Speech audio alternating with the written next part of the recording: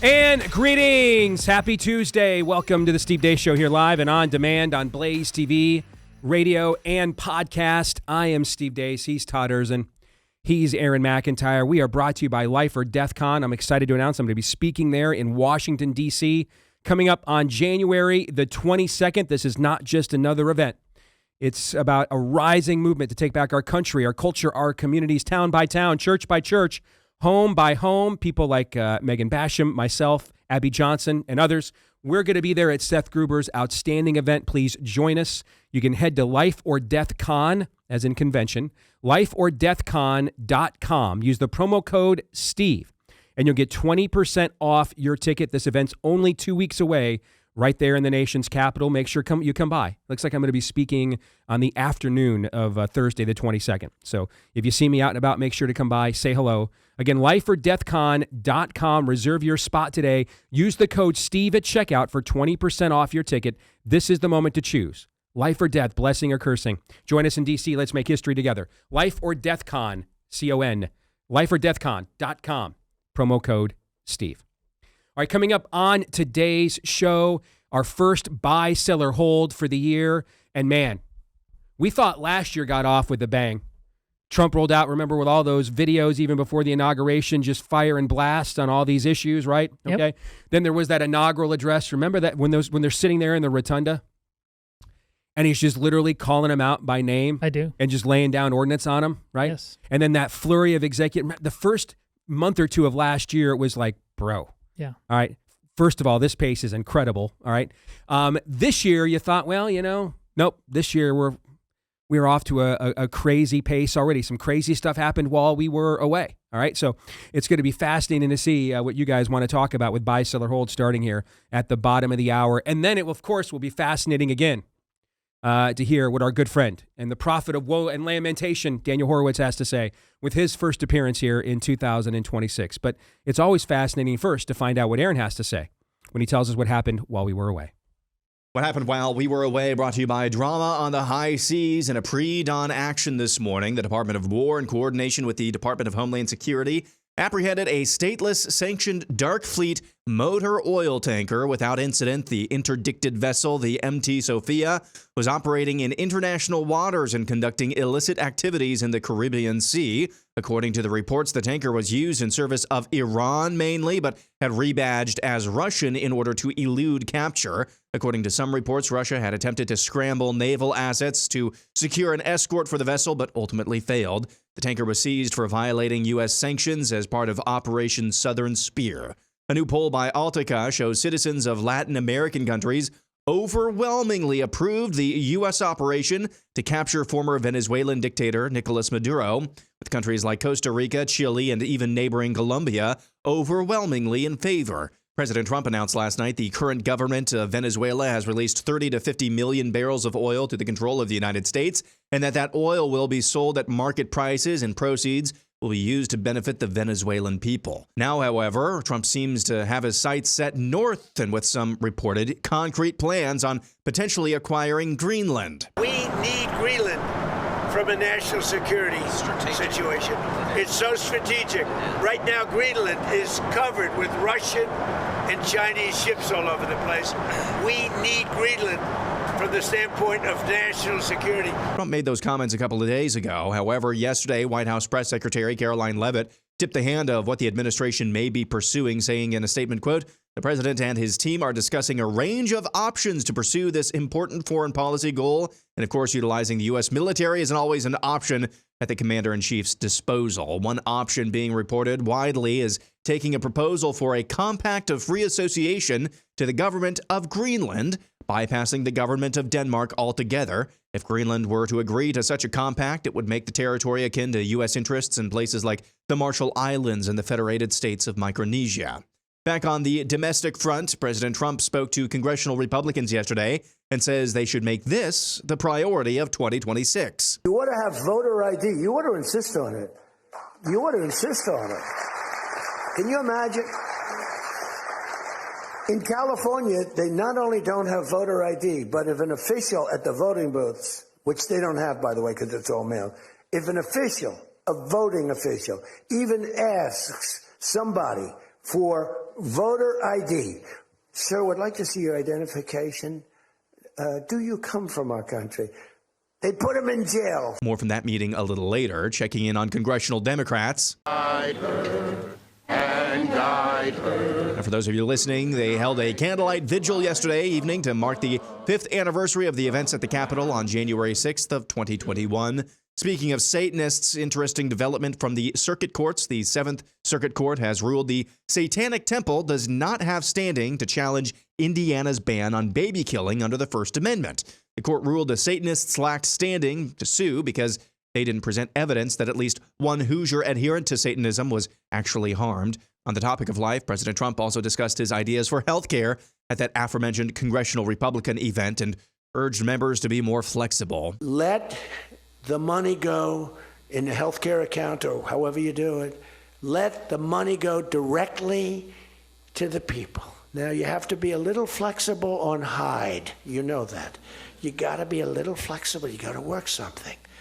You got to use ingenuity. You got to work.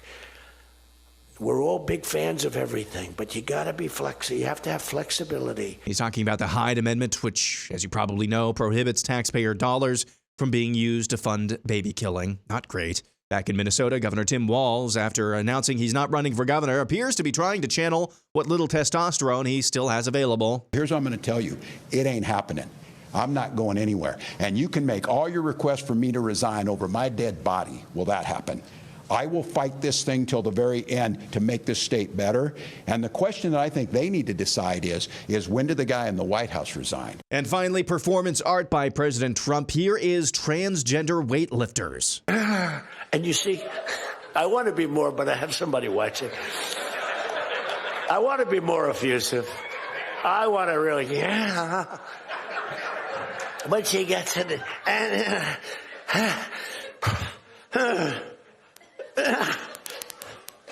drops the thing, walks off the stage crying. Her mother's crying, her father's crying. Guy gets up. He said, "Have you lifted before?" A little bit. And he walks up. Bing. He could have gone ding, ding, ding, ding. I think it was 112 pounds, right?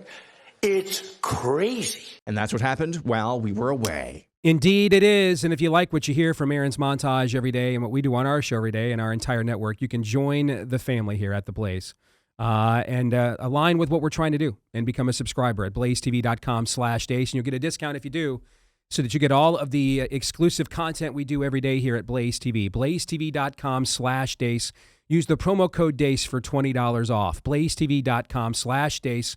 Promo code Deace for $20 off an annual subscription at blazetv.com/Deace. To the montage we go, and there's something I want to highlight that, we look for things sometimes because we know a lot of you guys are listening to several different shows a day, right? And you should, if you can, if you have the time. There's wisdom in a multitude of counsel.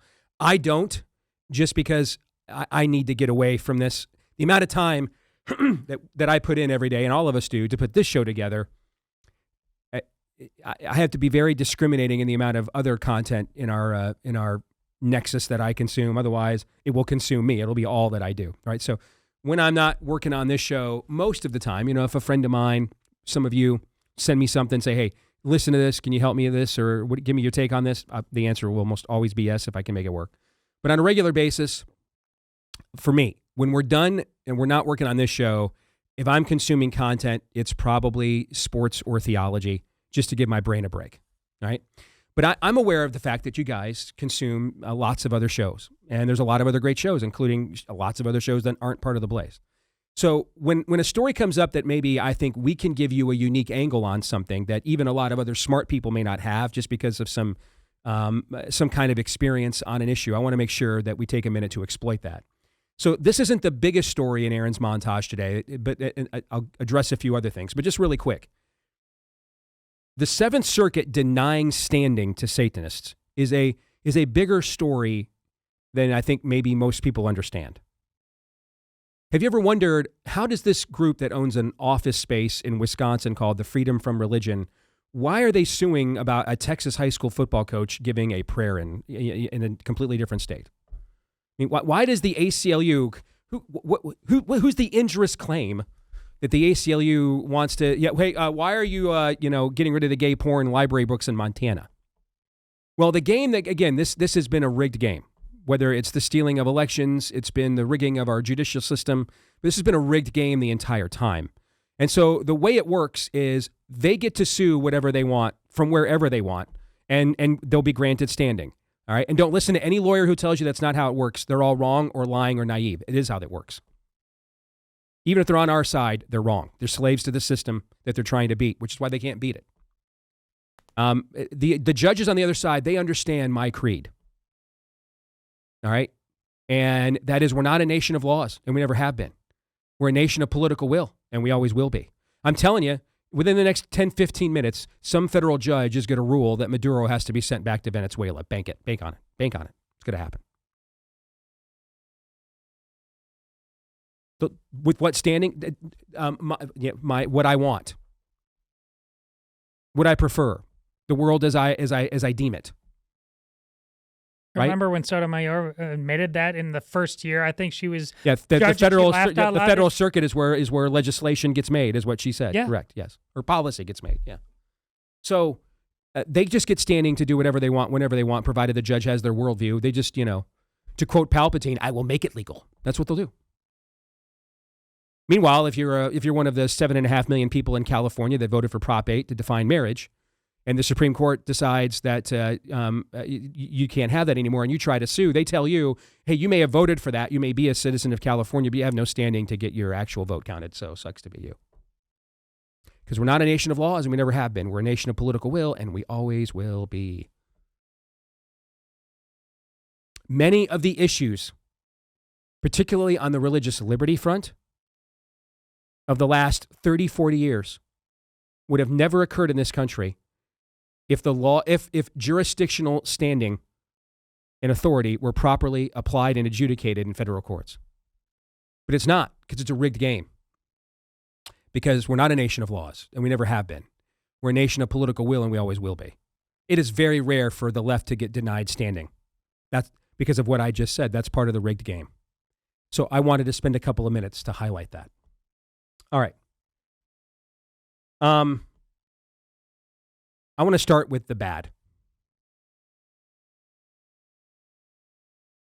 If we abandon the Hyde Amendment, I don't see any way we will win the House. I mean, I don't care what the economy does. We had a pretty good economy in 2017. We lost 40 House seats. All right, it is tough for the president in a sitting party to win right after election, to win the next midterm historically anyway. Bill Clinton got annihilated in 1994. Barack Obama got annihilated in 2010. He got annihilated twice, actually. 2010 and 2014 both. 2014 was even worse than 2010. Reagan annihilated in 1982. So it's hard anyway. The economy was soaring in 2017, especially in comparison to what we have right now. We're at pre-COVID levels of spending. Trump is deploying drill baby drill to make oil, dependence or the no longer needing of such, pardon me, one of his top administrative priorities. Pardon me. I mean, the economy was soaring in 2017 compared to now. We lost 40 House seats. If we abandon the Hyde Amendment, we will not win the House. There's not enough gerrymandering we could possibly accomplish. There's no economic boom. Because we're violating one of my 10 commandments of political warfare. Never abandon your base unless they're morally wrong. And on this one, they're not morally wrong. There have really only been 2 substantive wins of the pro-life movement in the last 50 plus years. The Hyde Amendment is number 1. Everything else is window dressing. Even the Mexico City policy, because that's just an executive order thing. Republican gets in, puts it back in. Democrat gets in, takes it out. The 2 only sustainable victories of the pro-life movement of the last 60 years in terms of policy. It's had a lot of sustainable victories in terms of culture, messaging, changing of hearts and minds. Speaking strictly of policy, the only 2 sustainable wins of the pro-life movement are the Hyde Amendment and the overturning of Roe. And I don't know if you guys have noticed in these, now we did good into Georgia one last night, thank goodness. But these special elections the last few years, have you guys noticed? Our turnout's not exactly a banger all over the country. Have you noticed this? Correct. Yeah. So it's not like our base is looking for reasons not to bother to show up, right? I think they're finding them. Every opportunity we're giving them recently, right? Yes. Okay. Unless Trump himself is on the ballot. Is Trump himself going to be on the ballot in your congressional race? No. Your governor race? Your Senate race? No. Nope. Now he's going to de facto try to put himself on the ballot, but he won't actually be on the ballot. The last thing we need right now is to be giving people reasons to not get out and vote this fall. Taking away one of the only two sustainable victories, your most loyal voting bloc of this party in the last 50 years would be one of them. And I just think it would be a terrible mistake. And it really has nothing even to do with my own pro-life convictions. I don't blame this president at all for not wanting to. I don't agree with it. Don't mistake I get it for I agree with it. But I get it. I get that he's not anxious to expend any more of his political capital on behalf of what is, to be kind, an aimless pro-life movement at the moment. Does anybody know what the pro-life movement does or what it's doing or what its goals are? Does it have a march this year? I don't even know. That's one of the reasons why I'm going to Life or Death Con in D.C. instead, okay, because of that. I have no idea what its plan is, what it hopes to do, what its next goal happens to be. I don't. And he's the one that helped us overturn Roe. We don't do it without him. Let's be honest. Everybody in the sound of my voice right now that wants to complain about what Trump said about, and I agree with your complaint, by the way, but all of you that want to complain about Trump saying maybe we should compromise and abandon the Hyde Amendment, you have not done anything close to the pro-life issue or on behalf of that issue as he did by appointing the justice that overturned Roe. Can I get an amen on that? Yeah, that's fair. And he gets credit for that, all right? But the last thing we need to be doing right now is offering reasons for our base to not show up when they're already demonstrating they've got reasons they're not going to show up. We don't need a demoralization op. And I know for a fact if you're running for Congress and you go to the White House for an interview, they're trying to pin you down on not being as pro-life. I've heard that from candidates all over the country. And again, we can have an argument about tactically how much should we be running on pro-life legislation in elections. If it can't pass anyway, then what's the point on running on it? Now, again, when we're talking about tiny baby humans creating an image of God, you know what I tend to think about your political, pragmatic, technocratic nonsense. I've tended to reject that most of my career, correct? Correct. But I at least can understand that, right? I can understand why you're thinking, hey, we've maxed out on the issue. We overturned Roe. You guys can't even tell us what the plan is. Your leaders don't have a plan, okay? So why expend any more capital on this? I at least understand why you would think that, okay? I do. I don't think I think you're wrong, but I don't think you're a terrible person if you're doing that kind of political math. That is not the same as, but we're going to then go back and roll back stuff we did that you guys like. No, you're not. That is a terrible idea. And we do not need to be giving our people reasons to not vote and to not show up. Particularly, what is the one issue, the one issue that still has us a foothold in the American suburbs? Can you guys guess what it is? This? Oh, it's the pro-life issue. Oh, yes. A lot of those suburban moms and their beta husbands, sperm donor husbands. The one issue that they still will listen to us on is those save the babies. They'll write the checks for the babies. So now we're going to go to that audience and tell them, but we're going to turn our backs on that one issue for you as well. I'm just telling you right now, that's a bad play. All right? George Washington lost battles. Last night I watched my Michigan basketball team, which according to the metrics is the greatest basketball team of the last 30 years, nearly lose to a Penn State team with no good players, and the one that, because the one good player it had didn't play. Everybody has a clunker. Everybody has a clunker. Haven't had an undefeated team in the NFL since 1970, in our lifetimes, right? 1972. Right. Okay. I wasn't even born yet. Everybody has clunkers. I'm telling you right now, that from President Trump is a clunker.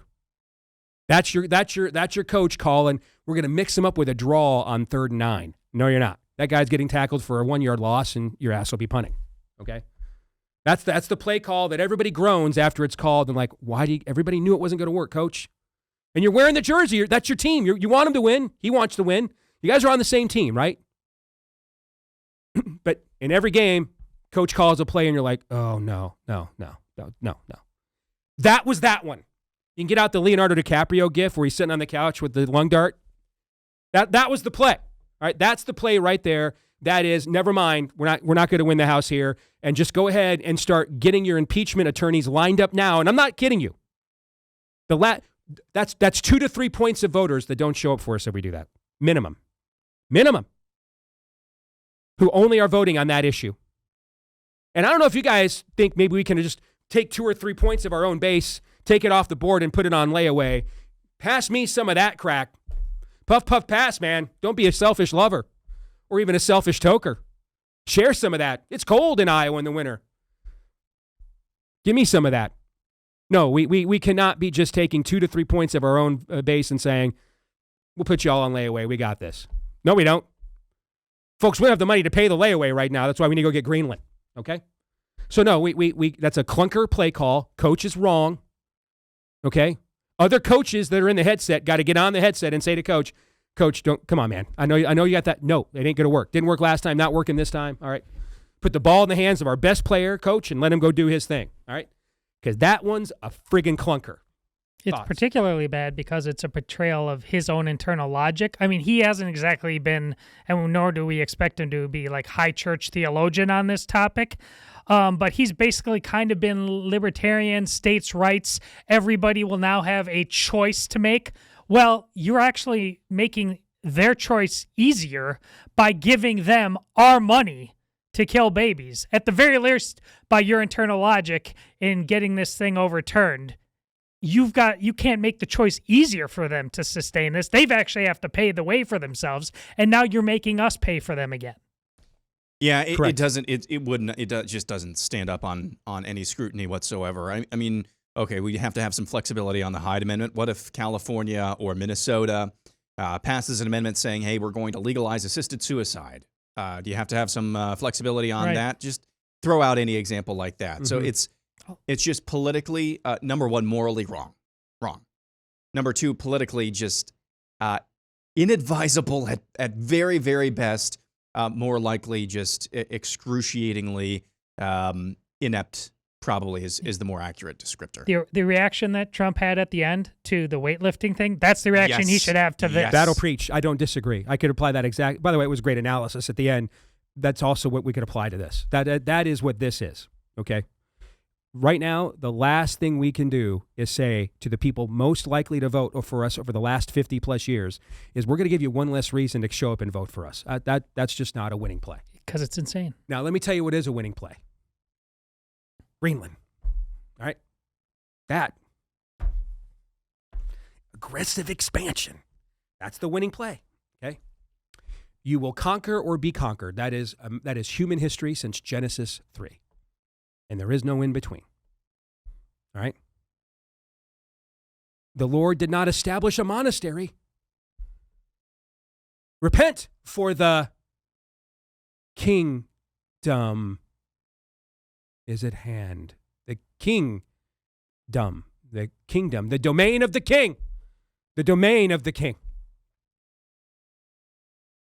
Go forth into all the earth. Jerusalem, then to Judea, Samaria, to the ends of the earth, teaching the whole planet the commands I have given you. Disciple the nations. You're either there now. It's not always militaristic, and often the greatest conquering forces in the history of this world have not been, like, for example, the aforementioned kingdom of God. But since Genesis 3, this entire plane of existence, everything you can see, touch, smell, hear, everything has been a battle of dominion. Whom does it belong to? The Lord and his army, or the enemy and his? When the enemy tempted Christ with territory, that wasn't a fallacy. Those were territories that do belong to him. This whole thing, this entire mortal coil, every ounce of your flesh, in fact, So on the micro level, every part of your body you can see and it has a nerve ending. And then on a macro level, everything your five senses can experience, all of it has been a battle for dominion since Genesis chapter 3. You are either conquering or being conquered. You could even maybe argue, and I've toyed around with this, maybe I'll regret it. Consider this a workshop statement. All right. Is this on? Yeah. If you hate it, it wasn't on. All right. Okay. But I've even toyed with this idea in the last couple of weeks thinking about this, that even if we did have a generation of people that were willing to do what it took to get us back into some form of fiscal sustainable responsibility, that we might be so far gone, it would be like trying to repair it would be like taking all the Band-Aids. Why does the Lord... Why can salvation happen in an instant, but sanctification may take a lifetime? Because we can't possibly understand. It's like the song says, I'll never know how much it costs to see my sin upon that cross, right? We can't possibly know if we put every spot of tar of our sin and the sins done by others to us on our bodies, and we put a Band-Aid upon them, and on the day of salvation, Lord just ripped all that off. Imagine you have one really bad sore, and that Band-Aid's been on there for a week, and Mom ripped that off. How'd that feel, right?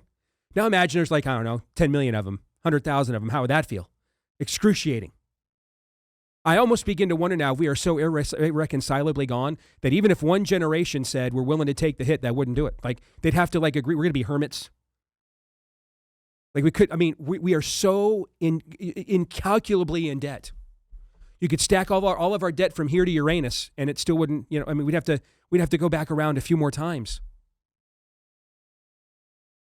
So to me, we've got only then one option. Aggressive expansion. Greenland, now that's a great play call. I said this last year. I thought it was a great play call when this was toyed with. It's a great play call now. Absolutely. Whatever it takes for that merger and acquisition, I'm a buy. Now, Coach, that's the right play call, right?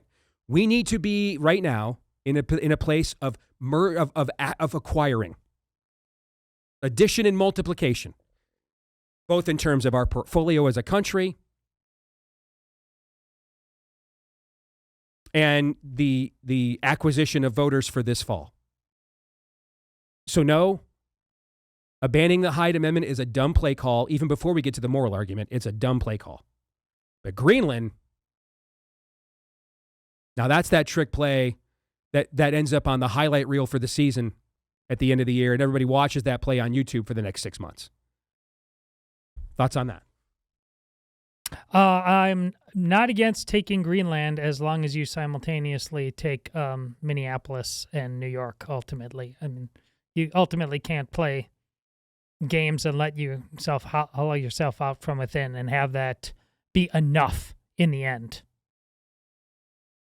Yeah, this is the first time, and I don't think there's anything on the record officially from the White House, but the first time I've heard a concrete proposal other than just like buying it or something like that. This contract of free association, or compact, I should say, of free association, that's a concrete idea in order to actually attain that territory. And, people have been saying that there's rare earth minerals. It's also an Arctic territory as well. I don't think that's actually in play. It's not exactly a great tourist destination. To me, all this just says is maybe shipping lanes, and definitely what Trump said in the clip there, this is just national defense. Most of Russia's nuclear assets, if they were going to strike the lower 48, most of them would have to fly near or right over Greenland. So this is kind of a no-brainer, and I'm not really sure what leverage that Denmark or the European Union has to be able to inhibit us from going through with this. So again, I'm fine with it.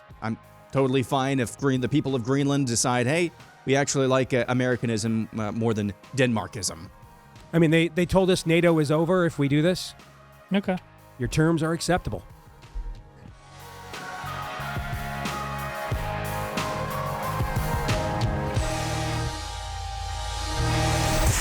The Steve Deace Show.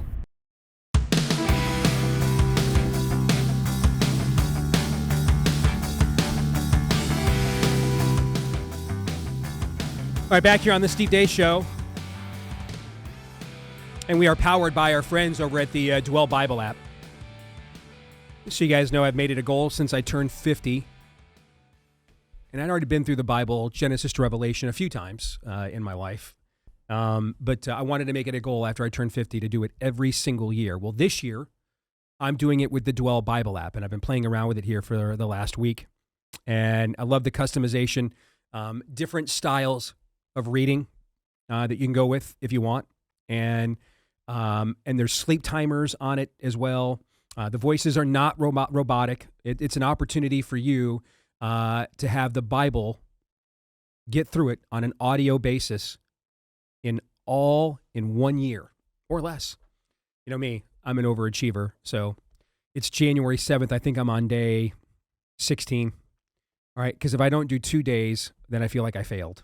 All right. So, but even if you could just get through one, one day, most of these readings for each day, if you want to do it with me for a year, are anywhere from 11 to 15 minutes. That's a commute to work, or at least most of the way there for a lot of our audience every single day, to make sure that you get it in. Maybe you can also make it the last thing you listen to before you go to sleep at night. Because here's the thing too, it doesn't autoplay, so it won't just keep draining your phone after you fell asleep. You put it on the one day that you want to listen if you want. It'll play that day. Maybe you fall asleep when there's still 2 or 3 minutes left. They finish that episode and then it's done. All right, so there's just a lot of cool customization options with this that you're going to like. All right, and so if you want to follow along with me and do the Bible through a year on the Dwell Bible app, go to Dwell Bible, like, dwelling on something, thinking about it deeply. dwellbible.com/Steve for 25 to 50% off. That's dwellbible.com/Steve. You'll get 25 to 50% off. Yeah, listen, these are performances. There's a lot of that customization meant that, there's overhead, all right? And so it's not that expensive, like $5 a day or something like that. But dwellbible.com/Steve. There's several different plans that you can check out. dwellbible.com/Steve. You'll get 25 to 50% off. All right, are we ready to light it up? Let's go. All right, for the first time in 2026, let us play our favorite game. It is time to buy, sell, or hold. Aaron has the submissions. Todd, you and I will decide. We've not seen any of them. You and I will decide. Are we going to buy it? Are we going to sell it? You are permitted to hold. However, that is seen as such a betrayal of your masculinity that you must be punished, and severely. So this week's punishment is you have to go into the future and on loop, Clockwork Orange style, with your eyes taped open. You have to watch the midterm election results over and over and over if we end up overturning the Hyde Amendment. Over and over and over, just watching Democrats win both houses of Congress and plan out their Trump impeachment speeches this first Tuesday in November, eyes taped open, Malcolm McDowell sitting there with a cane, forcing you to just sit there to go into 11 months into the future, and all you're going to do is just watch those election returns over and over and over and over again until you have just literally bled to death. If we end up overturning the Hyde Amendment, what those will look like. That's a sufficient purgatory. That is, I think, one of the stiffest punishments I think we have ever offered on this show. Yes. All right, Aaron, let us begin. I have one just myself, just maybe a little bit of housekeeping. You said you got very little reaction to one of the announcements that we made on Monday. Yes. The trip that we're taking. We're going to Israel at the end of February, just to reiterate. And we're going to be filming loads of content that you're going to see later this year here on the network. Hopefully different style of content than we've ever done before on this show. Yeah. Buy, sell, or hold. People maybe thought that you were joking based on how you opened the show that day. Oh, yes. Because that's the first thing I thought of. I wonder if people thought we were joking. We're really going to Israel. Yeah, we are. We are really going to Israel, and we're taking a small group of people with us. But it's an opportunity. I've never gone before. I've had umpteen opportunities offered to me to go over the years, but I always wanted to make sure the first time I went, my wife could go with me. And now with the kids grown and out of the house, she can. And so we're very excited, and was able to raise money from some private connections for us to go film some faith-based content over there, to walk where Jesus walked kind of stuff. And so, we didn't take any Israeli money from the Israeli government, nor are we Qatari funded. But I am your Zionist cook. Qatari, a secret agent, Connie Grifter, of course. But yeah, very much looking forward to it. Yeah. We've got our itinerary done, and I know you guys were very excited when you saw what we're all going to see and do for about a week over there, and we're going to film this. We're going to film like everything. From the moment yeah. My goal is from the moment we get through security at the airport, departing, to the moment that we board the plane leaving. I'm basically going to be filming, recording everything. And that means we're going to have a lot of video. And so it's going to take, the post-production on this is going to take several months, okay? So the plan right now is that you guys will see that content later in the fall, once we've had months to take a look at what we have and how we want to present it. Because we don't even know that yet. And we have some ideas, but we kind of want to see. It's kind of going to be an adventure. We don't know what it's going to be. We don't want to script the adventure. Yes. All right. We want to let the adventure unfold and then come back and say, all right, now that we know what the story is, how do we want to lay it out for the audience? Yep. So, yeah. All right, let's go to our first submission, Deace and memes for Pumpkin Spiced Queens. If the Steve Deace Show were to start a band and choose a name based on anything that's been said on the show, the band should be called Pagans in Heat. That's a reference to how I've joked about the America Online dating chat room that I met my wife in November of 1995. I don't remember what it was called. I just nicknamed it Pagans in Heat. That is very funny. So and it carries some sentimental significance for me as well. So I will buy. Yes. I'm not against it, but I also think we can do better. Not that that's bad, but I mean, there's a rich content trough to go into for what we just start with the one word, smug. Backdoor Cover. I always thought that'd be a cool name for a garage band. Yeah, that's no. Okay. For somebody else's garage band. Next up, we go to Connor B., who says, the year is 2065. The People's Republic of America has successfully apprehended the last living conservative who is to be sent to the gulags for refusing to affirm his polyamorous dog's new gender. Republicans in the House have just passed a bill declaring Somali the nation's fourth official language after Arabic, Mandarin, and Hindi. 104-year-old John Thune appears on Fox News to defend our traditions, procedures, and the precious process against radicals in his party. The GDP looks great. Buy, sell, or hold. I think to that level of skepticism, we should probably repeal the Hyde Amendment, right? That's probably the right play.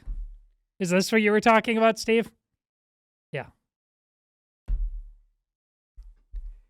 That is a sonnet. I mean, that'll preach. Without the spirit and revival that we saw in the aftermath this of is the Kirk, inevitable. Yes. the Kirk Memorial, this is inevitable. You're right about Greenland, Yep. but Greenland can't save us. I mean, the letter and spirit of what you wrote is prophetic. So say we all. Bye. Yes. Timothy Stevens says there's no scandal big enough to overcome the people's demoralization. I'm going to sell because I think that is based on the reaction to the scandal. The one thing I didn't get to say during the show last segment that I wanted to address is Tim Walz standing up there saying, I'm not going anywhere, when he just decided yesterday to not run for re-election. Yeah, he's leaving. Okay. Is some of the fakest, a beta male attempt to be an alpha I've seen in politics. You come after me. I'm not going to. You already quit, dude. You quit.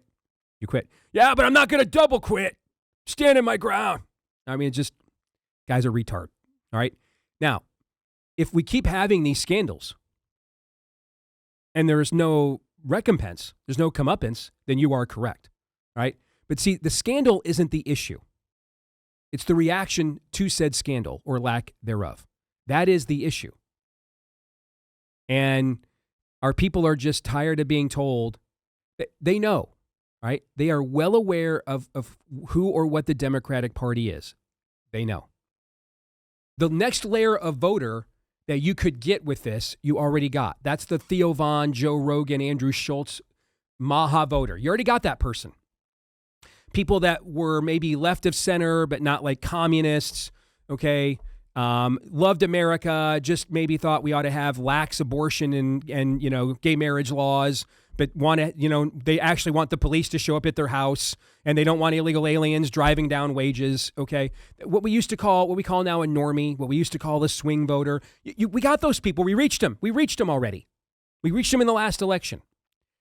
they're not hardcore Republicans who are just consuming content like this because it feeds their worldview. So if you don't deliver results for those people, you can't go back to them again and say, man, did you see how bad the Democrats were? You know what they're going to say? Yeah, we know. That's why we voted for you the last time, and you didn't do anything. So, anyway, we're just going to go back and, smoke some more weed. So we've already lost that group. That group's off the reservation. I think we could get them back if we act on some of these things, but that's the group we lost. The Maha people aside, they're getting results. They're pretty happy right now. But that I'm cynical about the process in particular, particularly male voter that didn't vote for us before, that young male voter that voted for us in droves in this last election. We've lost that voter. I think we can get him back, but we're not going to get him back just because the economy is great. That voter wants people to pay a price for stuff. And they thought, well, they tried to shoot this dude in the face. So if anybody was going to make these people pay for what they did to me in my way of life, it would probably be the guy that, they shot in the face because they tried doing the same thing to him, right? Right. And that math would seem to check out, just normal common sense. And so when they don't see anything's happening, we've lost that voter. And they're not going to just subscribe to Blaze TV again just to find out all over again that Democrats are corrupt. They already knew this. That's why they voted for us the last time. Exactly. Okay? They're going to require results. That voter, I agree. There is no economic boom. That Theo Vaughn's not going on his podcast and saying to his listeners, or Joe Rogan's not going on there and saying, guys, I know nobody got arrested. And they didn't tell us who Thomas Crooks was, what the UFOs really are, or who the Epstein list was. But man, did you notice that gas is $1.75 a gallon? They're never doing Theo Vaughn ever doing that podcast, you think? Probably not. I'm not very familiar with Joe Rogan, then. You think he's ever doing that podcast? Probably. 10,000% no is the answer. Never happening. Make consequences great again. Agreed. Yeah. So going back to this submission, if I may exposit for a little bit. Timothy says, there's no scandal big enough to overcome the people's demoralization. I'm a hard sell on that. That's not to say that we have ample examples of scandals not going punished. In the sport of football, usually it's the outside linebacker or defensive ends. They have the D gap or outside contain. Their responsibility, don't let anything get outside of you. Because if you do, most of the time there's nothing but green grass outside of you. There have been stories that have broken containment. The Nick Shirley story of the Minnesota Somali alleged fraud, that story broke containment. Hundreds of millions of impressions on X, millions of views on YouTube. Going back nearly, it's over 10 years ago. Mm-hmm. The Center for Medical Progress exposés on dead baby body parts, that story kind of broke containment as well. And what do we mean by breaking containment? It was so obvious and so public, not public enough, but so obvious and so public, the mainstream media, our own enemy and media, could not help but report on it. Of course, their efforts to report on it was often running cover for it. Mm-hmm.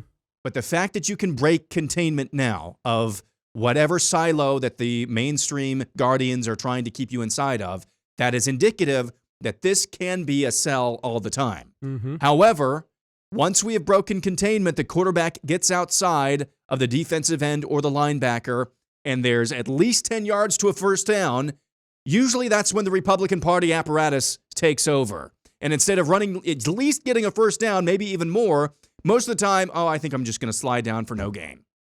That's our problem here. So the fact that we can actually break containment on exposing fraud, that's an absolutely good thing.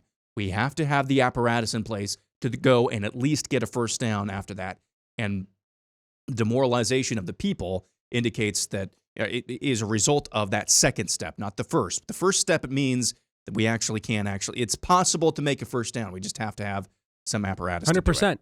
I mean, Tim Walz essentially just went Maduro. Come and get me. You're not going to do anything. It's basically what he did. Now, of course, it's a bunch of false bravado in his case because, again, he already quit. He already decided he wasn't going to run for re-election. We started last year with this guy going around the country making it look like he was going to run for president. We're starting this year with he's not even going to run for re-election in his own state. So some idea that he's some kind of defiant badass is just, I mean, it's ridiculous as, sending your daughter to Lindsey Graham's office to work in the Senate building and where he's going to sexually harass her. Okay, it's just that ridiculous. But that being said, though, he did kind of give you the Maduro. I'm not going anywhere. I'm not resigning. Okay, well, cool. How about you're getting indicted? So there has to be some high value comeuppance. And just showing up with 100 indictments of people of names no one knows, no one cares, right? You don't win the game of chess collecting pawns. You could take every pawn off the board. Doesn't mean you ever get to checkmate. Start taking the pieces that get you to checkmate. Next up, we go to Daniel Garrett, who says the show's Christmas bumper music that is played throughout the December should take a victory lap for a few days at the beginning of January instead of returning to the normal music. Can we defer to the cat? Because you guys, didn't Christmas end yesterday for you guys? Or is it later that I'm Yeah, thinking? the 12th day of Christmas was Monday. Monday, right. So I'll defer to you on this because you can talk me into extending the Christmas music, but I'll go to the show ombudsman here. Do we extend it according to Catholic tradition? Well, you'd like it. I would not complain. No, you guys have won me over on that point. Yeah. So, yeah, I think that's totally legitimate. This is my point about keeping things within its proper parameters, something you bowed a tip of the hat to because you said you can have too much. Well, this would, I think, you just shift the calendar, which you already did. Mm-hmm. We've shifted it away from November 1st. November 15th, a nice sweet spot. Yeah, put another week on the back end, yeah. When Knowles is on, I've seen Knowles on X talking about he's got like 21 more days of Christmas or till January 28th or something. What is he talking about? I don't know. Do you know? I'm not entirely sure. Okay, all right. Because Yeah. I thought you guys, I thought it typically ended like on the 6th of January, but he's talking about he's got like 3 more weeks, And he's kind of like a Catholic's Catholic, so I just wasn't sure what part of you guys' Advent tradition he was referring to there. Okay, I'll bone up on that. Okay, all right. Didn't mean to put you on the spot. No, that's fine. I'll try to remember that next year. Quickly before the break, Grant Hill says, atheists who contend Christians only believe in an afterlife because it's too difficult for them to accept there's nothing after this life purposely think this way to hide themselves from how terrifying hell is and how terrified they are that it's real. 100%. It's projection. It's 100% by. The opposite is actually true. Because you are denying things in this life that everybody else finds pleasurable by living for the afterlife. See, the incentive goes the other way. You're wrong. See what I'm saying? Mm-hmm. The incentive is to not deny yourself now for fear of later, right? Isn't one of the reasons we're in so much debt as a nation is we didn't want to deny ourselves now for fear of later, right? Hour 2 is next.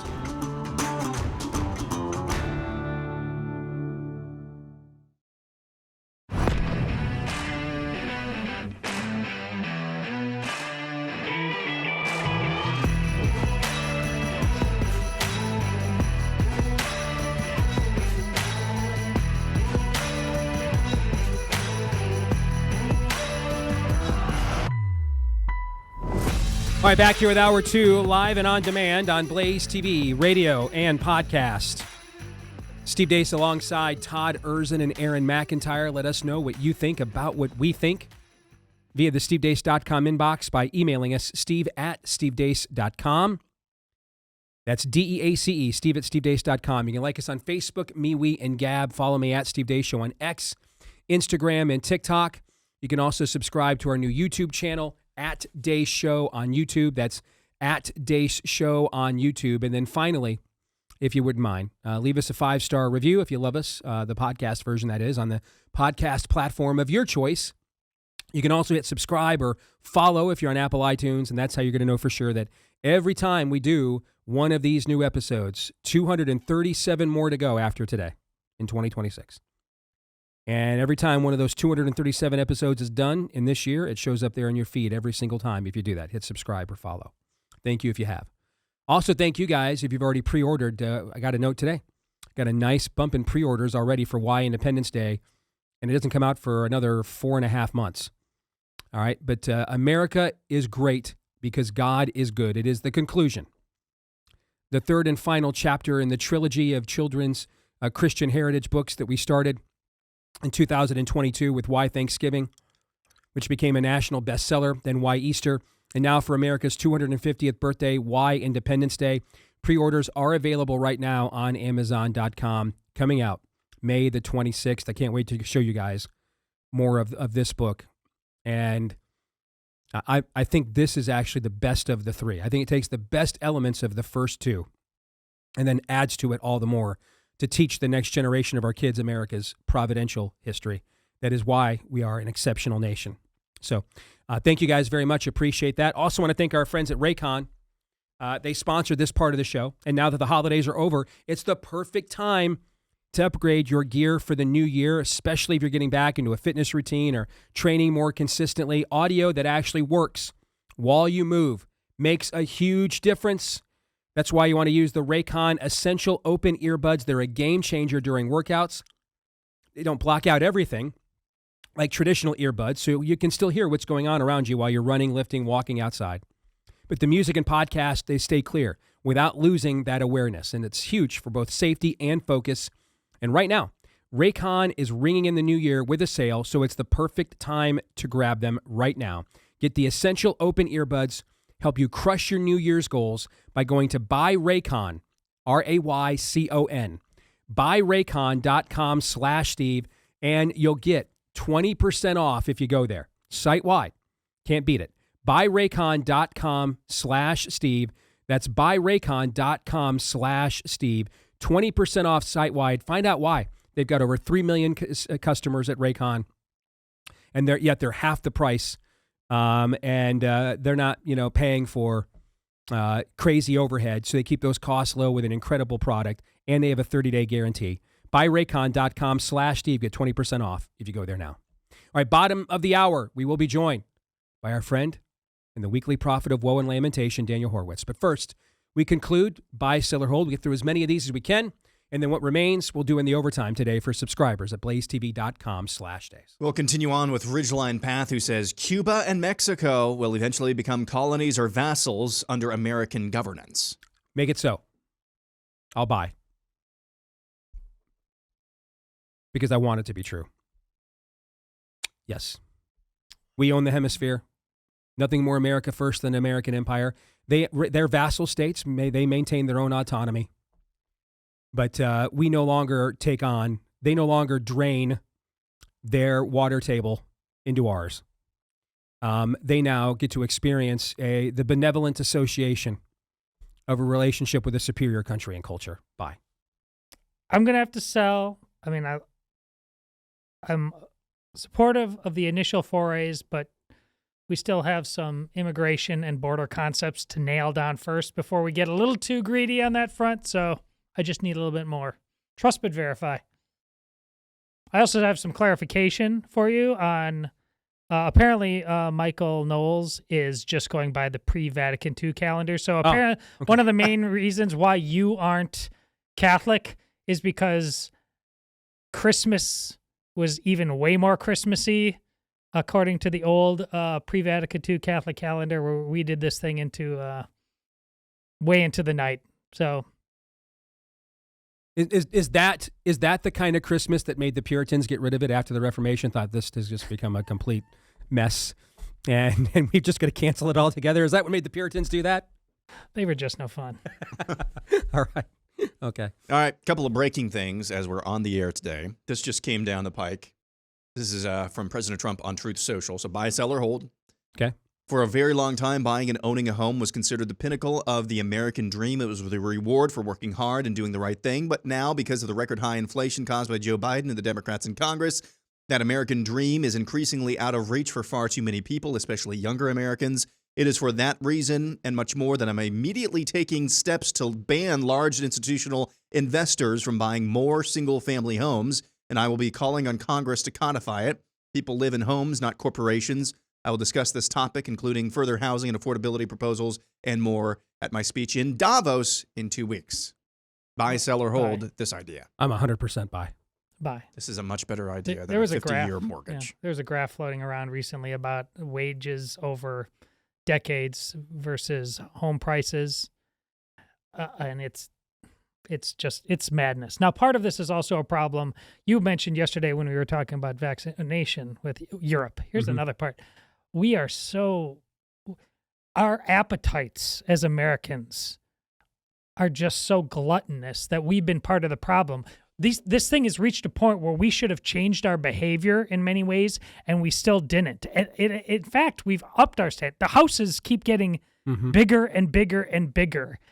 And that's a psychological and a moral and a spiritual issue as well. And so this isn't an end-all, be-all. Our appetites on this, we don't need as much as we think we do on so many fronts. But this is part of a game-changing situation. And I think this is where the Sabbath was made for man, not man for the Sabbath. If we have an intact, I should say, social compact, then the traditional mores, not just rules, but the mores, the spirit of the law, right? The reasons why you codified things into law, the ethos, the ethics that you shared in common that said, all right, now that we have an agreed upon, social system here, let us now covenant together. Let's codify this, into writing, and so that future generations will abide by that which we have embarked upon here today. Correct, right? Mm-hmm. If we still had that intact, then this would not be necessary. We don't have that intact because what we've had in the last era of American politics. So what did we decide earlier this week? The previous era was September 12th, 2001 until the day Donald Trump got elected was the previous era of American politics, right? Right. We've essentially had a globalist gangster government. You were to put the interest of foreigners ahead of yourself. You were to feel guilty for Muslims after what their culture did to yours. And on top of that, we saw government and business no longer now have an adversarial relationship that we could then play them off of one another. But they instead established a symbiotic relationship, and the ultimate symbol of that was the TARP, when things became too big to fail. So just as I've said before, you cannot be part of a generation that accumulated more debt than any singular generation of people in the history of this planet, and then turn around to your grandchildren and say, but you have to pay your student loans back. You don't have standing to do that. You don't. Okay? You also, though, at the same token, cannot say business gets to be too big to fail, and then they get to buy up all your single residence family homes as well. No, they don't. No. Choose one. You can have one. Now, again, if it was up to me, nobody's getting anything. Nobody's getting anything. That's what I would do. But what we're not going to do is one generation gets everything and the next generation has to pay for everything. We're not doing that. We're not doing that. All right. And we're also not going to do either business gets everything or you get nothing. We're not going to do that either. No. So if the businesses are too big to fail now, then you know what? That means they're also too big to be buying things then too on the other end. See what I'm saying? Yes. So that's biblical. That's equal weights and measures. Yep. All right. So if those are the scales we're going to go by, then this is a perfectly justified reaction. If we previously protected businesses as too big to fail, then we can now protect consumers from those exact same businesses. You bet. Again, not the system I thought I'd be defending when I got into this 20 years ago. I graduated from the Limbaugh School for Advanced Conservative Studies. Aaron's a literal Rush baby. All right. I have an imaginary doctorate from the Milton Friedman School of Economics. This is not what I was promised. This is not the conservative movement I thought that I was inheriting and I would be defending. Unfortunately, though, this is the country we actually have. Yes. And so because we abandoned that before, this idea then, but yeah, you still play by the rules that were never in place. You still play by the rules that were never in place. Because of course, you don't want to be a hypocrite, do you? You don't want true conservative hero 45 in your Twitter feed calling you a con-eat grifter, do you? So you do this. You're the only one at the red bandana scene table with a bullet in the chamber, while the rest of us just get to spin that chamber empty of a bullet and just laugh at you. You keep doing that for your credibility, of course, and we'll keep screwing you. No, we're not doing that. Not doing that. That's not biblical in any way, shape, or form. In fact, that is taking your credibility and turning it into an idol. That you care more about what people think of you than what is actually right and wrong. That's not virtue, that's piety. You're a sinner. All right? You have violated your own virtue. The Sabbath was made for man, not man for the Sabbath. Wrong. So, again, the proper answer is y'all get nothing, and how you like them apples. And may the best person win, and to whom much is given, much is required. Whoever is faithful in a little will be given even more, and whoever is faithless in a little will even have that taken away from him. Is that not the system we all thought, at least on our side, we were originally signing up for? Right. Is that the system we have? Not even close. When was the last time we had that system? Oy. It's been a few minutes. Yeah, it's been all a right. spell. So given the system we have, you bet this is a righteous and prudent action. You bet it is. I mean, we're still dealing with. When did the movie The Big Short come out? Yeah. 2009? So we're talking, what, 15 years ago? Still 17 learning years no ago? lessons. I mean, that's the thing. We can't. When you're buying a house, you need to have a sense, I'm buying this house on this property and the tax base that supports, these roads and these things. But you can't, right now you're buying The Big Short. And that's the Russian roulette table.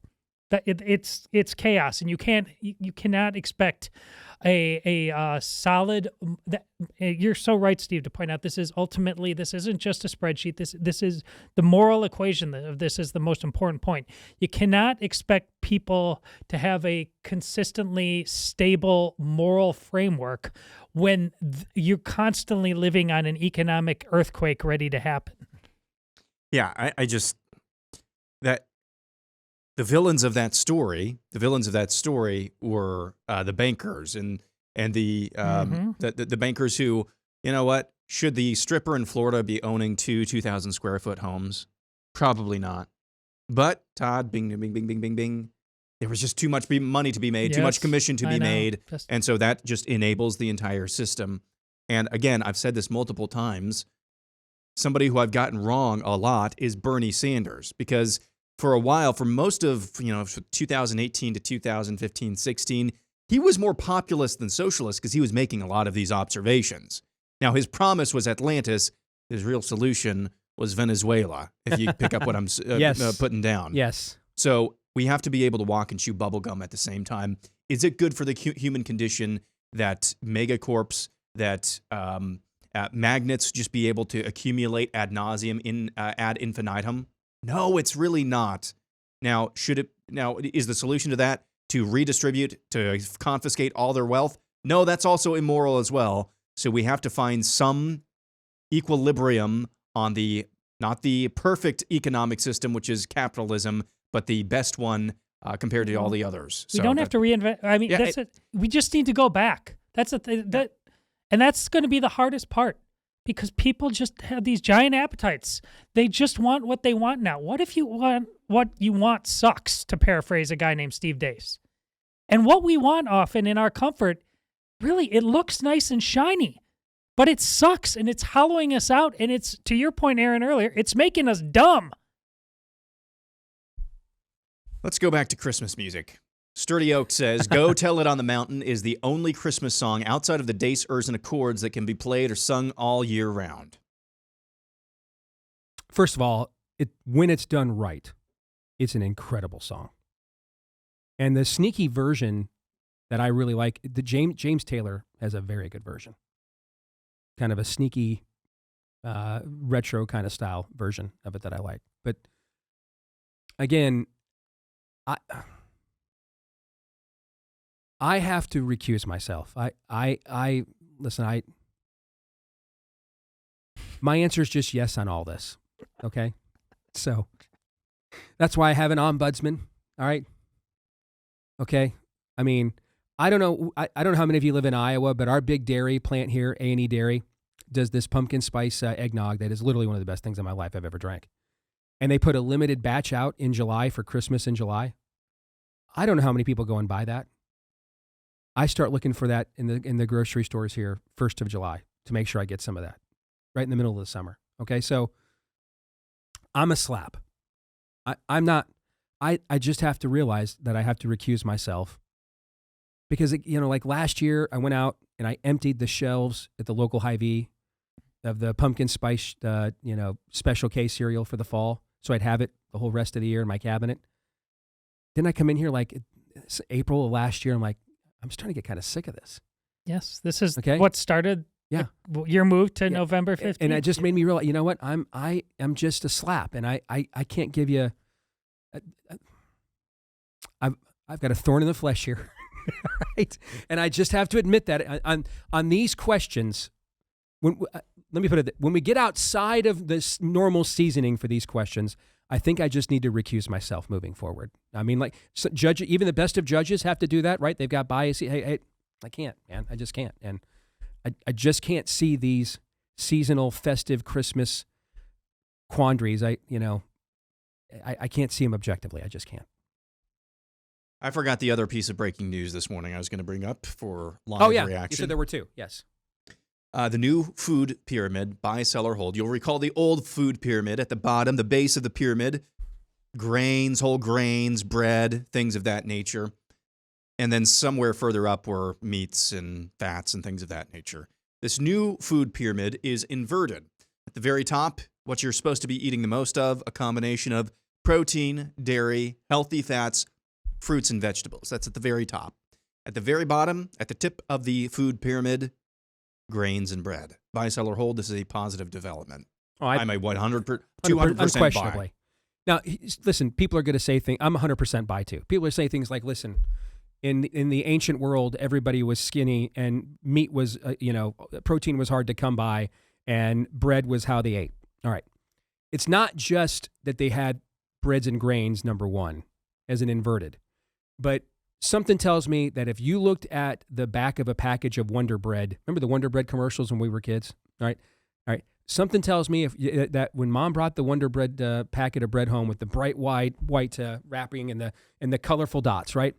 The amount of ingredients. A few more ingredients. On the back of that bread, I'm going to guess 27 fewer ingredients than the amount of ingredients on the back of a Wonder Bread pack of Wonder Bread a day, right? Correct. One of the guys my old buddy Jake, who got me first started on on losing the weight when I was 400 pounds, he had this, I think it was Sara Lee or one of these national bread companies. He had this loaf of bread in his office, and that was never opened. All right, and the thing was like 3 years old, but you could look inside and see no mold. He's like, that's not how this is supposed to work, guys. Okay, and this is 3 years past the expiration date. This should be a science experiment. Mm-hmm. Why isn't that happening? Okay, right?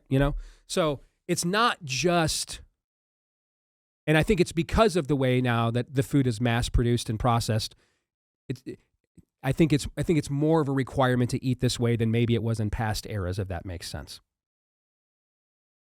That's a good point. Listen, this should be yet another opportunity, and we're given all kinds of opportunities these days to wake up. People should be like, show me everything. Like if we've got Steve and I are of the generation that, Steve, do you remember elementary school? Of course. The food pyramid was science. Yes. In elementary school. Yes. I'm old enough to remember that. And then right after they showed us the food pyramid, everybody had their peanut butter snack that we can't eat anymore. Yes. Yeah. It's time to start using this as a wake-up call to start asking yourself questions on a lot of fronts about your favorite lies, which are idols, because we keep just polishing them and shining them up, even though they are burning down before our very eyes. Use this as an opportunity. It's not that they just changed it. Aaron, you basically said they flipped it. They basically got it exactly wrong. Ask yourself why. Because it's not because they were stupid. It's a darker reason than that. I mean, I just think about, they're not on our docket for a live read today, so consider this a freebie. But the Vandy Crisp chips I've been talking about. Yeah, where are they? I mean, I forgot your bag. I know you Text me. I'll bring them tomorrow. I'm sorry. My bad. My bust. But, I mean, they're incredible. But I'm just telling you, after I eat like 6, 7, or 8 of them, I'm like, I think I'm good, man. I don't think I can eat anymore. 6, 7, lays out of a bag ain't going to do it for me. I don't know about you. That ain't going to do it. Maybe 6 or 7 times I put my hand in the bag might do it. Okay. But 6 or 7 chips, not going to do it. Correct. You know? So there's something different about the way one of those chips is made compared to the way one of those other chips is made. That induces more consumption than the other methodology does. There's just something about that. And I've mentioned this before. My mind gets blown whenever people show these photos of teen parties from the 50s, you know? And everybody is ultra slim, okay? And they wouldn't know what a Diet Coke was, what a Tab was, a Coke Zero. They'd be like, why would you want to drink something that has zero taste? Why would you do this, all right? I mean, 27 grams sugar, fully loaded, you know, Coke cans and cookies and chips are out all over the place. There's something different about the way, not just there. Yeah, there were lifestyle changes. Sure. They weren't sitting at a cubicle all day, but remember, this is the first generation post-industrial revolution. We're an urbanized society now. All right. So those kids aren't grown up and going out and working on the farm. They're going to the factory, the steel mill, working in an assembly line. That's less sedentary than working in front of a computer screen, but certainly more sedentary than the previous agrarian society was, right? All right. And yet they're all still maintaining a healthy weight and eating all this, you know, they're not eating any, there's no such thing as a diet food in the 1950s. How do we explain this? There's got to be answers for this beyond just because one thing I'll tell you, let me just tell you, as a person who has gained more weight than any of you should, and which is horrible, by God's grace has lost more weight than a lot of you have probably tried. Okay, I can promise you, it is not as simple as calories in, calories out. I promise you, it's not that simple. No matter what any trainer tells you, it's not. That is certainly a basis, right? It is certainly a basis. It's which calories? Yes, because I'm just telling you, if you ate 2,000 calories of Reese's peanut butter cups, and that's all you ate, you're not losing any weight. I don't care how much you work out. It's not even the way that we eat. All right, the amount of food, it's just not that simple anymore. And a lot of times you got to find what works for you. Okay, because there's no way to avoid eating some form of processed food with our schedules today, the amount we travel, the amount that we are on the road. All right, and so what workout schedule can you maintain working 60-hour weeks? All right, it's just not that simple anymore. Here's the thing, though, it was supposed to be. It was not supposed to be this complicated. And so we're all enigmas now when it comes to, you know, once we let ourselves get morbidly obese, as I did, it becomes an enigma about what will really work for you to take the weight off and keep it off. It's not a one size fits all. There's a reason why your Aunt May says, well, I went to Weight Watchers and I lost weight all 6 times I went. Well, that meant you put it back on previous 6 times too, right? I mean, so it's just not that simple anymore, but it was supposed to be. More breaking news this morning. Minneapolis Immigration and Customs Enforcement were doing a targeted operation when a woman tried to ram her vehicle into Immigration and Customs Enforcement's agents. The ICE agents then returned defensive fire and killed her. That seems like an escalation to me. Mm-hmm. Next, we go to Colton O'Halloran, who says, taxes do not make me happy, and since they disrupt my pursuit of happiness, taxes should therefore be unconstitutional. Unfortunately, we have amendments in the Constitution that say they are constitutional, so you're going to have to repeal those, I'm afraid. All right? So, sell. They are constitutional. Those amendments are there. You're going to have to repeal those amendments. So, sell. But I buy the sentiment, my friend. I do. Yes. I sell, but we just need... I used to talk with people, and I thought I was crazy because they knew I was conservative. I said, if you're conservative, you should want higher taxes locally. You know, the federal government is controlling way too much of your life, and you rant and rail about the man there. Do you go to your school board meeting? Do you go to your city council meeting where you have the most immediate control? Take control there and see the results of the park and the streets and all that stuff.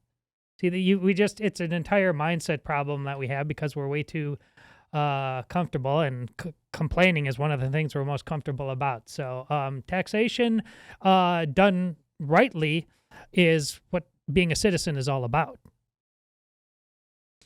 Next, we go to Divine Spear, who says, The Hobbit is an extended parable about greed, and The Lord of the Rings is an extended parable about power.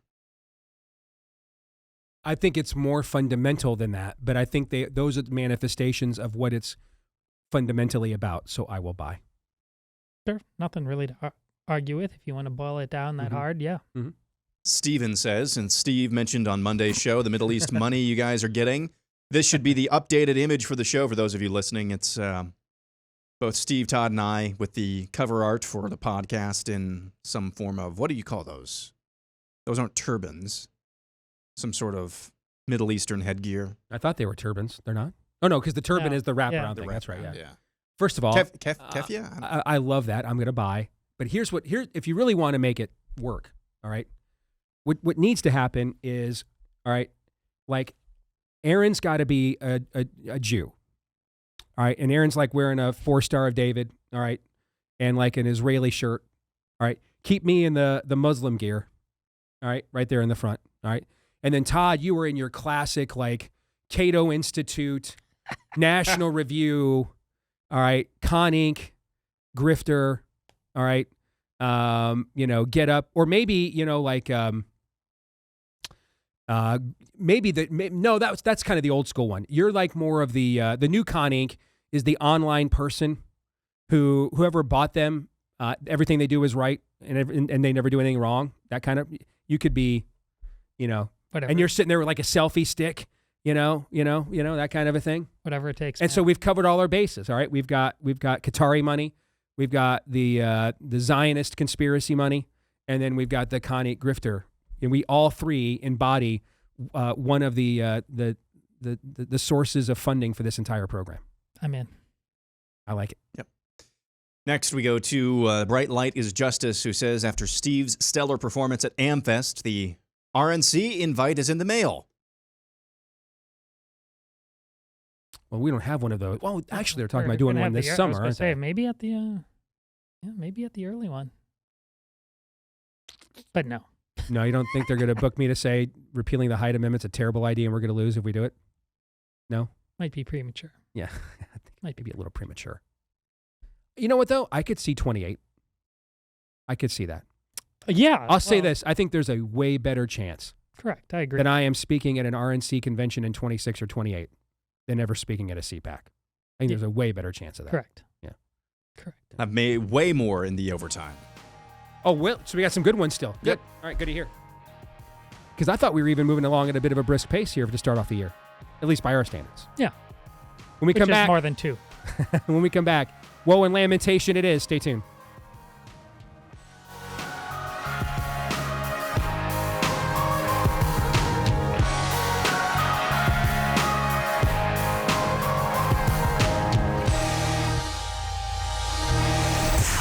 The Steve Deace Show.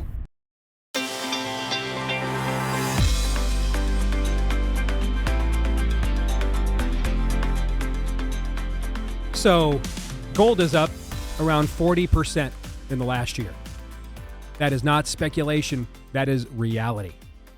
And if a portion of your savings is not diversified into gold right now, you're missing the boat. Or you're missing the boat. So here's the facts. Inflation, still too high. U.S. dollar, still too weak. Government debt, still insurmountable. This is why central banks are flocking to gold. They're the ones driving prices up to record highs. But it's not too late for you to get in on the action and buy some gold from our friends over at BIRCH Gold Group. You can get in the door now by converting an existing IRA or 401k into a tax-sheltered IRA in gold. They'll help you do that so you don't have to pay a dime out of pocket, in fact. Just text Steve to 989898. Claim your free info kit on gold. No obligation, just useful information. If you text Steve to 989898, 989898. The best indicator for the future is the past, and gold has historically been a safe haven for millennia for times just like these. Text Steve to 989898 right now. Claim your free info kit on gold by texting Steve to 989898. And we can now get a little woe and lamentation for the first time from our good friend, Daniel Horowitz. Happy New Year, brother. How are you? Happy New Year. Every day you're promoting gold is a good thing. You'll put me in a good mood. So, by the way, just a little quick housekeeping thing. You're kind of, looks like you're revamping things with your show on your end a little bit. Tell our audience about that. No, I really appreciate that, Steve. I was censored like heck during COVID, as a lot of us were.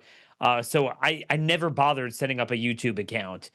And my show has been audio for so many years. And I figured, you know what? Let's go video. Let's turn on the camera. And that way we could share clips and get through the algorithmic slop on social media. So I do have a YouTube account at Horowitz Show because my full name is always taken. So I'd really appreciate it if you guys head over there and hear the woe and lamentation and get your blood pressure pumping all 5 days a week. All right, at Horowitz Show is where they can go. Yep. All right. Good luck to you over there. Appreciate that, my friend, and all your work. Let's take a big picture view heading into this new year, right? You know, I like something that Todd said to open our show earlier this week, that last year, 2025, was about truly coming to grips with where we are and what's happened in this last era. But now 2026 needs to be about what are we going to do instead? Who are we instead? What kind of people ought we to be, right? That's kind of the way he's looking at the new year. What's kind of the big meta thing or themes that you're looking at heading into 26 now? Yeah, I mean, will we jam through what it is we can to achieve enduring victories and meet the moment before that door slams, before that window of opportunity closes shut? And we've never had such a narrow window and such an opportunity. I don't want to hear about the 2026 midterms. I don't want to hear about the presidential. I think it's pretty obvious that barring some cathartic change, we could debate why it's like this and who caused it, but the economy is really bad. It's going to get worse, and the pendulum will swing back. That it's not a question of, oh, how many seats will the Democrats win in a Congress that doesn't do anything anyway? The question is, will you use the power you currently have at the federal and state level to cement enduring change, open an economic path, alleviate the demographic time bomb, and build fortresses around policies? And you need to use federal and state leverage to do that, so that not if, but when Democrats come in, we don't face what we did 5 years ago exactly at this time. You know, January 6, 2021, we had BLM, we had COVID fascism, we had the January 6th persecution, the tranny stuff. You understand that if we just denude ourselves of every lever of power, waste our time on sophistry the next 10 months, you realize what's waiting on the other side of that. Something that's going to be a lot worse than 2021. In 2021, we had no benefits of the Trump presidency left. We cannot be in that position in January 2029. So now is the time to sow in tears so we reap in joy. So this is how I approached it on our show yesterday. I want to get your take on it. I think we need to make this argument back to front, and let's reverse engineer this. This is an outcome that is very possible, and it absolutely cannot happen. And that we are sitting here 13 months from now, and not only is President Trump under a constant threat of impeachment, so is Pete Hegseth, so is RFK Jr., so is Marco Rubio, the people we actually like in the administration, that we think are actually performing. I have no idea if you can impeach a senior advisor to the president like Stephen Miller. I'm sure they will figure out a way. All right. And then as they're doing that, everybody's been saying that for the last year, right? That they're going to do that if they win. We've all been saying that, right? But on top of that, we then watch them repeal the filibuster in the Senate at the exact same time. So they nuke it, so then they can do whatever they want. That outcome cannot be permitted to happen. We already have a demoralization problem within our own base. We already have a problem getting our people to vote. Dude, we won a special election in some plus 75 Georgia County last night, and I'm ecstatic because we don't win like any of them, like anywhere. Okay, all right, you know, and so our people, if Trump is not on the ballot himself, they just simply don't vote in mass outside of the state of Florida, anywhere really in America the last couple of years. So that outcome, there's a non-zero chance that is the outcome of losing these midterms. There's a lot higher than non-zero chance we're going to lose the midterms. We cannot let that happen. So I think we have to start from that potential ending. That's the doomsday scenario. I think that may be a political loss, Daniel. Maybe generationally we never recover from. Our people are already demoralized. They're already sick of not seeing people arrested. Every day that Tim Walz gets to run his mouth, Our people get more and more demoralized that he wasn't arrested already yet. All right. And so we can't just then tell them, so by the way, voting, it's official. Even if they don't cheat, it doesn't matter anyway. They won't, we had 11 months they could have done this to stop all this from happening, and they didn't. I don't know how we move forward. I don't care if your nominees, J.D. Vance, Bagger Vance, Ron DeSantis, your mom, or your dead aunt. I don't know what the message is. If we're sitting here 13 months from now, and that is the outcome. And that outcome is legitimately on the table. And so I think we need to start from that realization and then look each other in the eye on our side and say, now, what are we going to do to make sure that that reality does not come true 13 months from now? Because that won't be a reality for just that moment. That'll be a generational reality, I fear. No, and I would say that's for sure the reality January 2029. As far as 27, Trump will still be president and could veto what comes out of Congress. But I think therein lies another concern. Does Trump sort of work with the Democrats on the other side of that? And these are all things we have to think about. See, Trump being president gives them the cover to nuke the filibuster because they know he'll veto some bad stuff, and they'll please their base. They'll please their base. Yep. They put all the crazy stuff up there. Trump will veto the crazy stuff. Yep. And so that gives them even more cover to do it because some of the craziest stuff that their base wants, they know he'll veto. Yep. No, I mean, Steve, your scenario is the straight and narrow. I know people don't want to hear this, but the straight and narrow is that 26-28 is a repeat of 06-08. Because the problem is that it's not even like you flush the nausea out of your system by vomiting out in 2026. Because at the end of the day, who do the American people regard as having the hand on the steering wheel? It's not who controls Congress or more governorships, but it will be the president. And he will be president going well into his 80s for 2 more years, talking about ballrooms. And the economy is the way it is. I'm just telling you, it's gonna be a 1-2 punch, and you have to at least game theory for that. So I love the way you're working. You work backwards. So therefore, everything you do now should be 2 things. Number one, at the federal level, you have to think of systemic reforms that Trump will go to the mat with Congress to say, I want this in budget reconciliation. I want this, however you're going to pass it. I want this passed. That will make it, you can never be foolproof when Democrats come in. But for example, with the Somali welfare stuff, if you cap it and devolve it to the states, it's a lot harder to overturn that versus just saying, I'm going to cut some funding, which they're threatening to do, and Democrats will come in and change that in a second. You need the immigration moratorium. You need a repeal of Obamacare. They're on the hook for a generational loss anyway. You may as well juice up your turnout. And that leads me to number 2. The difference between losing everything purple and Republicans also not turning out and losing deep into red territory is losing your red fortresses. But that's a two-part proposition. Number one, you have to jazz up your base and entice them to actually vote for something in a general. And number 2, you can't ignore primaries. I mean, name me which Republican governor is gonna do anything when Democrats come in and declare the Fourth Reich again. That's the issue we have here. What happens when a federal judge decides that Maduro has to be flown home or gives a driver's license or has to be released on his own recognizance or given reparations? What happens when a federal judge does that? Yeah, then people see there's no point to elections. I mean, there's quite literally nothing a judge can't do. Just over the last couple of weeks, by the way, I mean, the courts have denuded the president of everything. And that's a problem. And by the way, just relatedly, I was about to bring that up at the state level.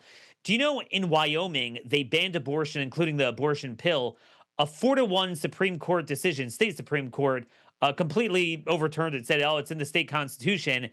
All 4 of those judges were appointed by Republican governors. So when we game out this year, well, will Democrats win 20, 30, 40 seats like you're saying? Will they win a majority in the Senate and nuke the filibuster? Well, what about in the areas where Republicans have, 40-point margins and super majorities, barely any Democrats? This is what I'm talking about now. You can't tell people, oh my gosh, we have to make sure Democrats don't win. It's stupid. The good news is that die is cast. They are going to win. Now, it's within the margins of how deep they win, but they will win. There's no way they don't, and it's always going to roughly cycle back 50-50 in the country, and it has been for quite some time. What are you going to do in the areas that you control to say, no, we're not doing this? We're not dealing with the persecution. We're going to send out the state troopers and block the FBI from arresting people. Things like that. That's what we're going to need. But I'm telling you, Steve, with the cadre of some of these Republicans that are front runners for governor in various places, I don't see that happening. So then we're going to be left to, face the Fourth Reich with nothing but a feather in our hands as a weapon.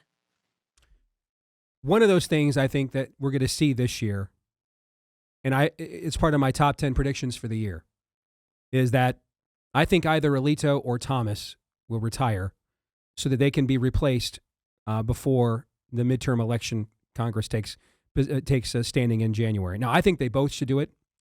Yep. I hate saying it. I admire both of them, particularly Clarence. He's one of the greatest jurists in American history. There are people close to them that I admire and I am close to. I will make no friends with those people saying this. No. But no, and one of them in particular. But I've gotten in trouble for saying that before, but I agree with you. Yes, but the Republic comes before the relationship. Yeah. And we just can't allow ourselves to get Ruth Bader Ginsburg here. Exactly. At least one of those guys has to step down this year, I think, to be replaced. Now, I'd prefer it if they both did. But I think that at least one of them has to this year.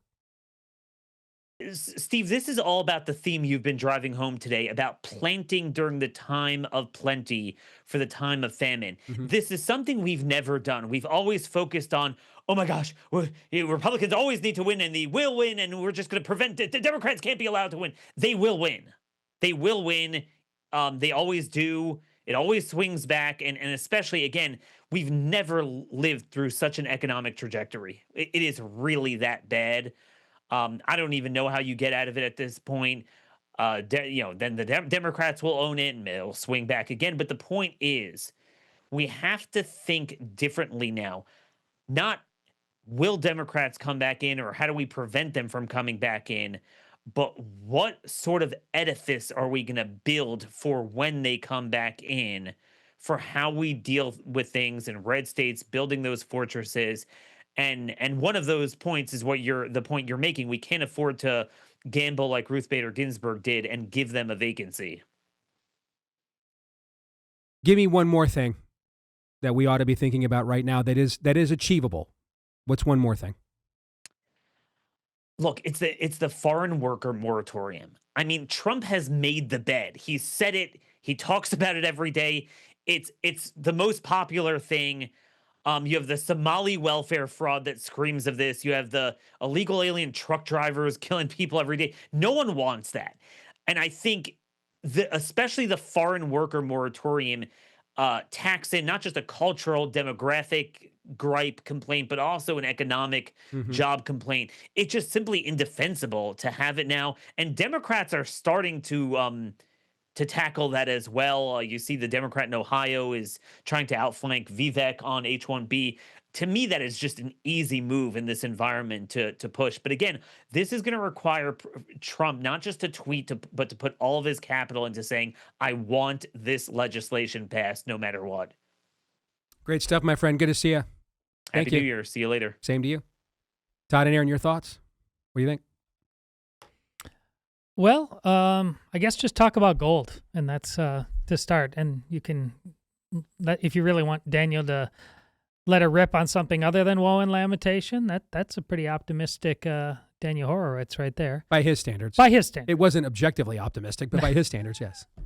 Yes. Yeah, I'm just don't have delusions of grandeur about what's possible, but there are real victories to be had here that are not only musts electorally, but culturally, civically. So if not now, when? I hear Daniel echoing a lot of what you have been trying to saying as we get out of the gate these last couple of days as well. And if that's a good thing. You guys aren't always on the same page these days for totally understandable reasons.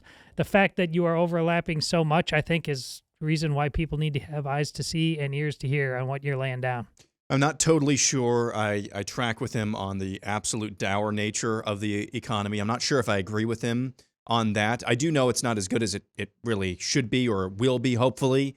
What I do know, however, is that it would be extraordinarily unwise for Republicans at any level to act as if what Daniel Horowitz's characterization of the economy is not true. Meaning, fight like what he said is true, hope that it's not. I think that's fair, too. We can disagree on the condition of the severity as a standalone. I think we would all agree it's not good enough to win right now. Yes. And it's also not sustainable long term, which is where you both agree. That'll do it for today's show. We're going to stick around for subscribers and do the overtime at blazetv.com/Deace. Some bonus buy, sell, or hold coming your way later today there if you're a subscriber. For the rest of you, we'll see you tomorrow. Until then, go hard. Romans 8:20.